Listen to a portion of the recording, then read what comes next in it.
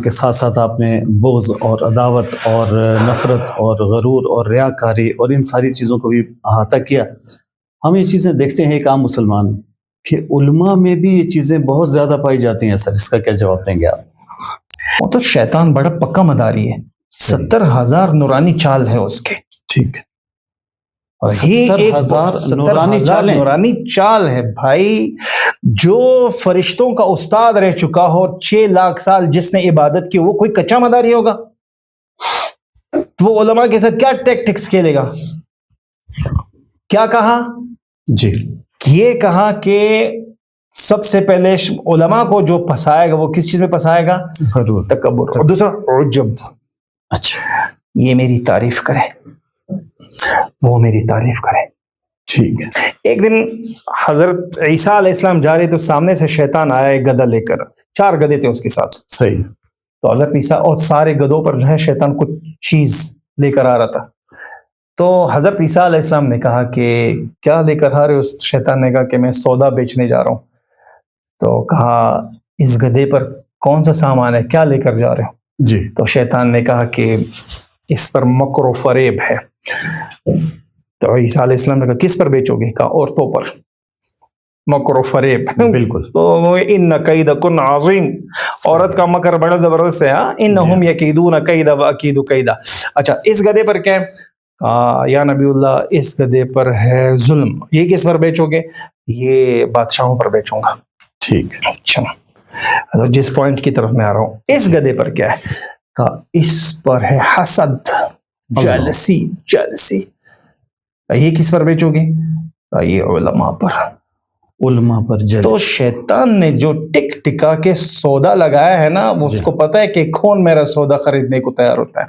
آپ کو پتا ہے ایک صحابی ابو دجانہ رضی اللہ عنہ، جی، اس نے کہا کہ میرے پاس جنت میں جانے کے لیے ایک عمل ہے.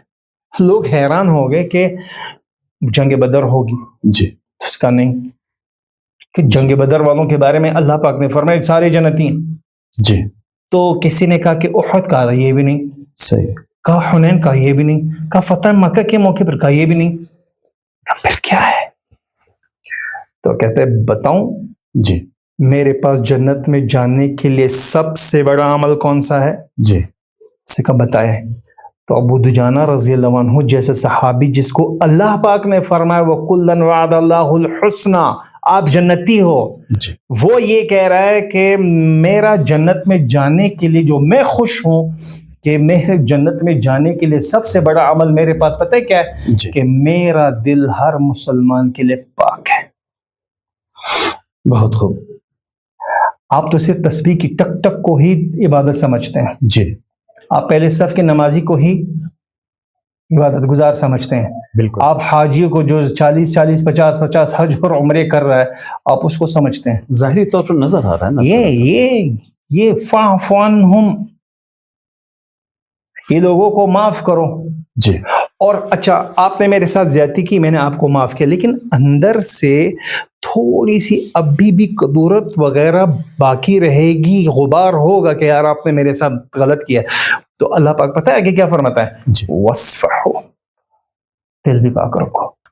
پھر بھی العلماء ورثۃ الانبیاء، اس کی وجہ یہ ہے کہ علماء انبیاء کے وارث ہوتے ہیں. جی. ہماری اتنی اوقات میں کہ اس کے بارے میں، لیکن ایک بات یہاں پر ضرور ایڈ کرنا چاہوں گا اور میں چاہتا ہوں کہ اس بات کو ہائی لائٹ کر دیں. جی. ایک گھر کا چوکیدار جب سو جائے تو چور آئیں گے. اس وقت علماء کافی اکثریت میں، کیونکہ گھر کے چوکیدار ہے، گھر کے سپاہی ہے، جب وہ سو گئے تو لوگوں کو جو باطل ہے جنہوں نے اسلام میں اور کی دیواروں میں نقب لگانے کی کوشش کی، وہ اس کی وجہ صرف ایک ہی ہے، اور وہ وجہ یہ ہے کہ علماء اپنی وہ ڈیوٹی نہیں نبھا رہے. اب اسی سوشل میڈیا کی آپ بات کریں، آپ نے دیکھا سوشل میڈیا پورا گٹر نہیں بنا ہوا؟ بالکل سر، بہت برا حال ہے. کتنے علماء موجود ہیں؟ چند ایک نام کے. اچھا ایک آپ سے دیانتداری میں آپ سے ایک سوال پوچھ رہا ہوں. جی ضرور. اگر آپ خیر کا کام شروع کر دیں، کوئی دین کا کام شروع کر دیں، کیونکہ علماء تو نبھا رہے ہیں، ٹھیک ہے، ان کی بھی اپنی ڈیوٹیز ہیں، کتنے علماء اپریشیٹ کرتے ہیں؟ سر ہمارے جو چینل یا ہماری بات کو اپریشیٹ کرنے والے ہیں وہ ان کی تعداد اکثریت کے نوجوانوں میں ہے. نہیں, آپ بھی بہت ڈیفینسو انداز میں کھیل رہے ہیں. میں آپ کو ایک چیز بتاؤں کہ وتواصوا بالحق, حق کی بات کریں.